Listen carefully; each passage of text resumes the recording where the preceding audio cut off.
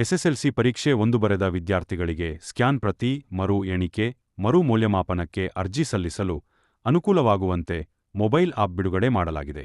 Karnataka one mobile app ಮೂಲಕ ವಿದ್ಯಾರ್ಥಿಗಳು mobile ಮೂಲಕ ಅರ್ಜಿ ಸಲ್ಲಿಸಬಹುದು. ಮಂಡಳಿಯ ವೆಬ್ಸೈಟ್ ಮೂಲಕವೂ ಅರ್ಜಿ ಸಲ್ಲಿಸಬಹುದು. ಮೇ 26ರಿಂದ ಎಸ್ಎಸ್ಎಲ್ಸಿ ಪರೀಕ್ಷೆ 2ರ ವೇಳಾಪಟ್ಟಿ ಪ್ರಕಟ. ಎಸ್ಎಸ್ಎಲ್ಸಿ ಪರೀಕ್ಷೆ 1ರ ಫಲಿತಾಂಶ ಹೊರಬೀಳುತ್ತಿದ್ದಂತೆ ಪರೀಕ್ಷೆ 2ರ ವೇಳಾಪಟ್ಟಿಯನ್ನು ಘೋಷಿಸಲಾಗಿದೆ. ಮೇ 26ರಿಂದ ಜೂನ್ 2ರವರೆಗೆ ಎಸ್ಎಸ್ಎಲ್ಸಿ ಪರೀಕ್ಷೆ 2 ನಡೆಯಲಿದ್ದು, ಬೆಳಗ್ಗೆ 10ರಿಂದ ಆರಂಭವಾಗಲಿದೆ.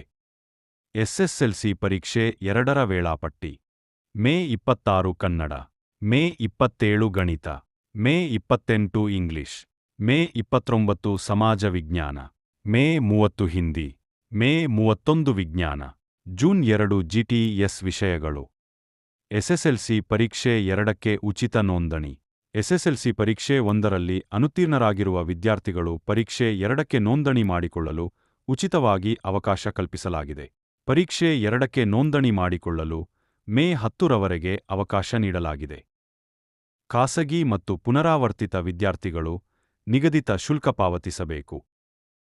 ಫಲಿತಾಂಶ ಸುಧಾರಣೆಗೆ ಶುಲ್ಕ ಪಾವತಿಸಬೇಕು.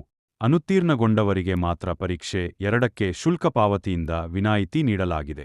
ಆದರೆ ಫಲಿತಾಂಶವನ್ನು ಸುಧಾರಿಸಲು ಬಯಸುವವರು ಪರೀಕ್ಷಾ ಶುಲ್ಕ ಪಾವತಿಸಿ ನೋಂದಣಿ ಮಾಡಿಕೊಳ್ಳಬೇಕು. ಪರೀಕ್ಷಾ ಶುಲ್ಕದ ವಿವರ: ಪರೀಕ್ಷಾ ಶುಲ್ಕ 1 ವಿಷಯಕ್ಕೆ 427 ರು, 2 ವಿಷಯಕ್ಕೆ 532 ರು ಮತ್ತು 3 ಮತ್ತು 3ಕ್ಕಿಂತ ಮೇಲ್ಪಟ್ಟ ವಿಷಯಗಳಿಗೆ 716 ರುವನ್ನು ನಿಗದಿಪಡಿಸಲಾಗಿದೆ. ಈ ವಿಡಿಯೋ ನಿಮ್ಗೆ ಇಷ್ಟವಾದರೆ ಲೈಕ್ ಮಾಡಿ, ಸಬ್ಸ್ಕ್ರೈಬ್ ಮಾಡಿ ಮತ್ತು ನಿಮ್ಮ ಎಲ್ಲಾ ಸ್ನೇಹಿತರಿಗೂ ಶೇರ್ ಮಾಡಿ.